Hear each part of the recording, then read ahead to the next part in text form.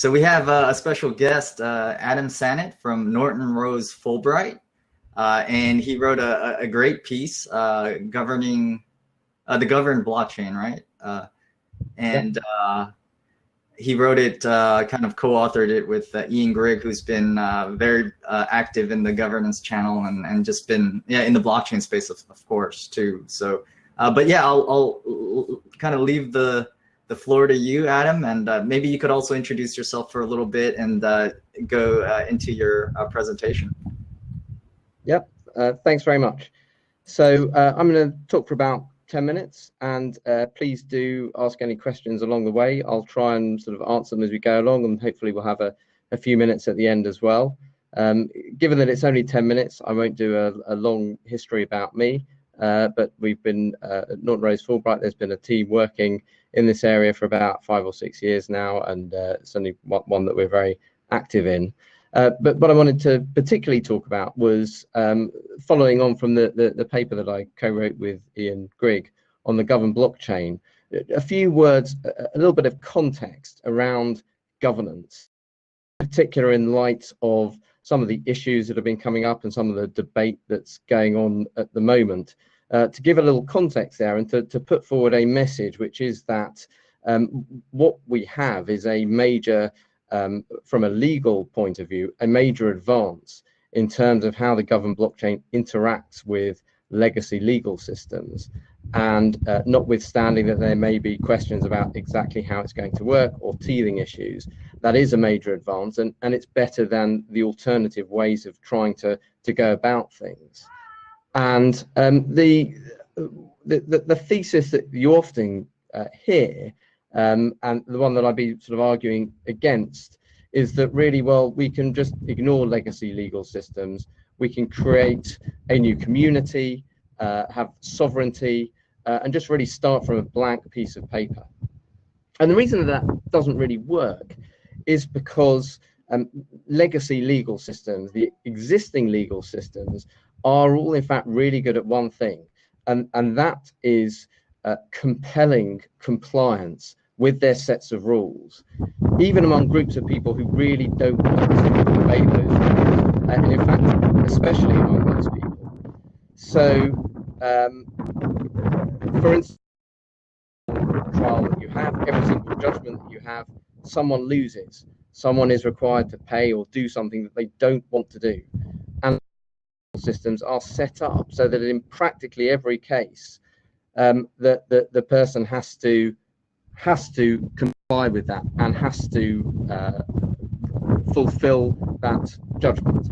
So legacy legal systems are set up to require compulsion. It is impossible to avoid them. They simply are set up so that if you are dealing with physical people who occupy a physical space, they are able to exercise their jurisdiction over you. It doesn't matter how clever the password protection is or what you've set up. If the courts are able to lock you up in jail until you tell them the password, then they are able to compel compliance with their rules. So that sounds like I'm sort of trying to present it in a way that you may think that really it's bad news, but it's not. It's good news, because this incredibly powerful system that's been set up over decades, over centuries, is in fact something that you can employ, that you can take advantage of. There is a way to interface with that legal system and to use it so that individuals or groups of people can apply that machinery and the machinery of existing legal systems to ensure that people follow common sets of rules, and that communities and groups of people follow common sets of rules. If you like, it's into a legal system which is a fully pervasive application which it is impossible to avoid. And what lawyers call that API is they call it generally contract law. And it's a body of law which, if you follow a few simple rules, allows you to take advantage of all these methods to obtain compliance and to make sure that people do what they say that they're going to do. And because it's a very powerful system, as you'd expect, there are certain requirements in order to get inside it. There are certain requirements in order to interface with that system. They are different in different jurisdictions, as you might expect. But in fact, they're all pretty similar because they're all trying to do the same thing. They're trying to let you in so that you can take advantage of this, but to prevent abuse in doing so. And what we have with the governed blockchain, with the idea of a hash to a particular document that is included in all or some transactions, or in certain blocks, and the details are that from a legal point of view gets you through that interface. It allows you in so that you can take advantage of those rules. One of the best of those rules is that you can decide not only what the rights and obligations are among a group of people as to how they should interact, but you could even decide to resolve your disputes using practically whatever set of rules that you want. And that mechanism known as arbitration. And again, there is if you like, a special interface to get in there because it's a very powerful, useful way of resolving disputes. And there can be various formalities around those. And again, for a governed blockchain to be effective, you have to sort of thread your way through there and analyze that and make sure that it's works properly. But if you do, and you're able to use that, you have a built-in dispute resolution mechanism, highly flexible, and one that has the full weight of existing legal systems behind it, so that you can be pretty sure that you're able to compel compliance with what is decided by that anywhere in the world, or almost anywhere in the world, and that there are constraints on how it's used that prevent abuse and make sure that people are sort of locked into it and agree to it in the right way. So this is where the governed blockchain becomes an interface through to the legal system. And really, I think that the right way to go about to start the conversation around governance.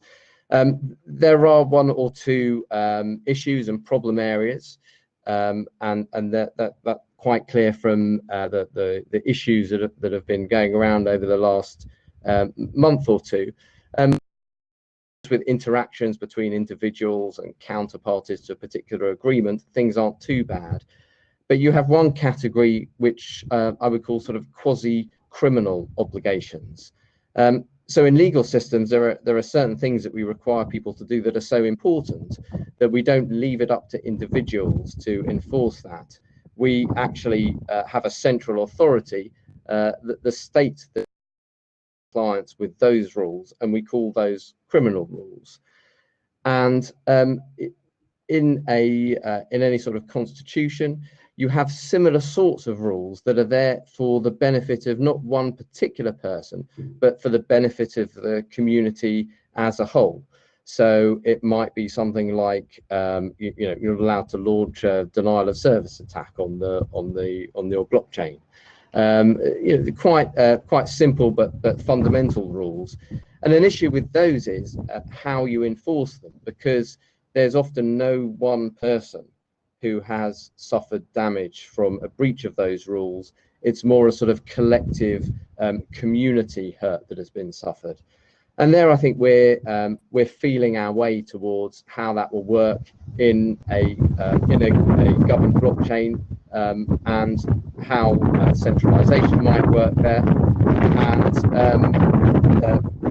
we'll see how that works. But that's what we anticipate is one of the tricky areas, bringing quasi-criminal and quasi-regular.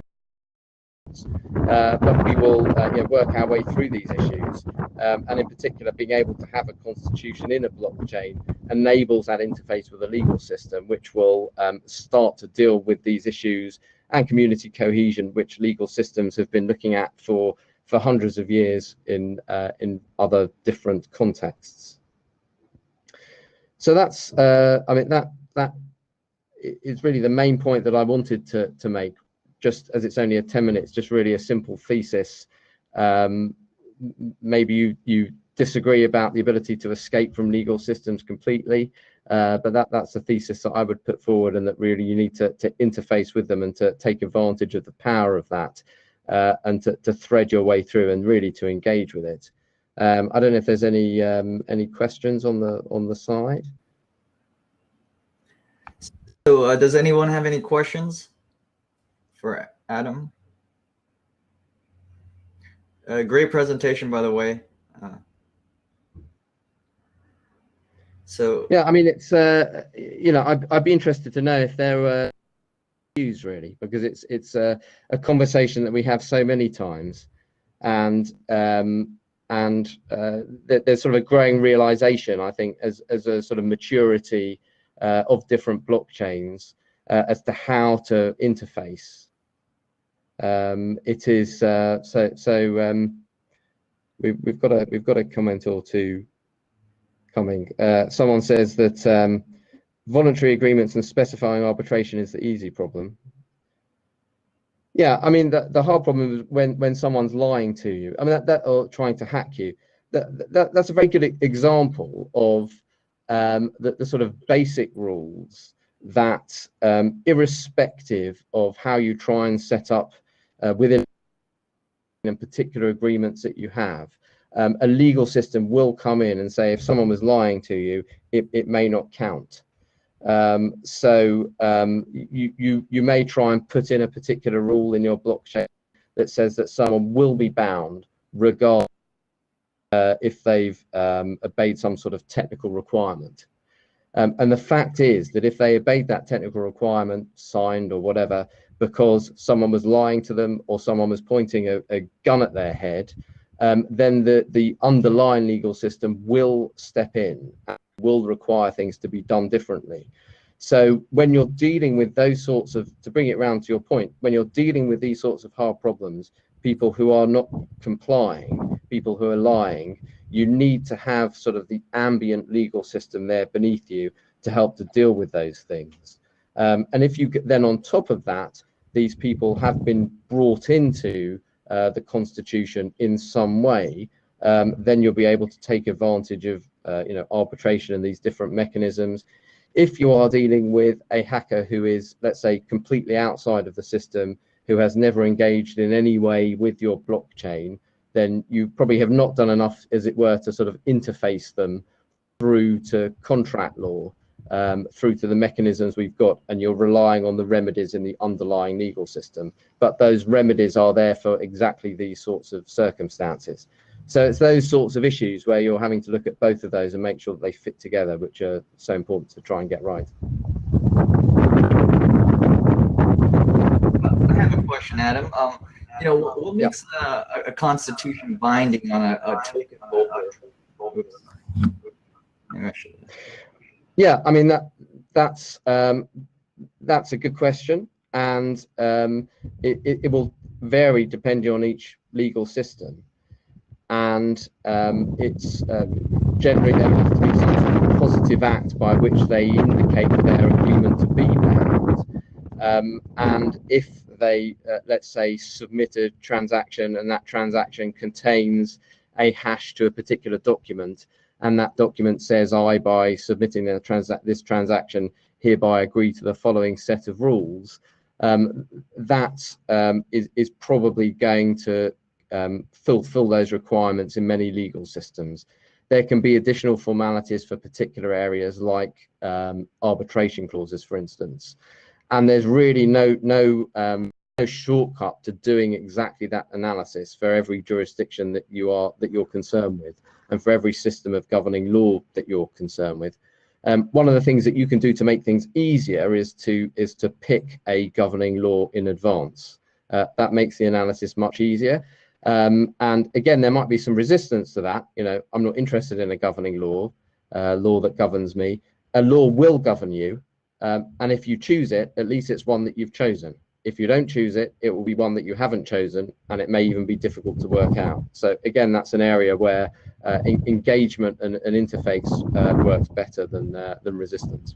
So yeah, thanks, Adam, for a great kind of talk. And yeah, we'll I'm sure if people want to reach out to you, what's the best way? And what are you doing in kind of the blockchain space these days, just so that we kind of have a.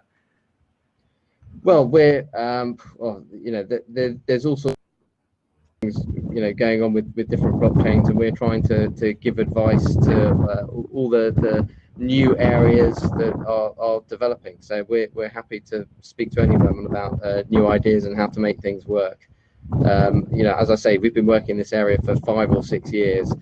We've gone all the way through from people ignoring us and people laughing at us to people finally engaged. So it's great to be here and to follow along the conference. Thanks very much for having me. Great. And maybe if you could just put your email, if you don't mind, on if people want to reach out to you. Yeah, sure, absolutely. I'm putting it on right now. All right, great. Really appreciate it, and hope you have a great day. And I'll invite the next speaker in. Right. Thanks very much.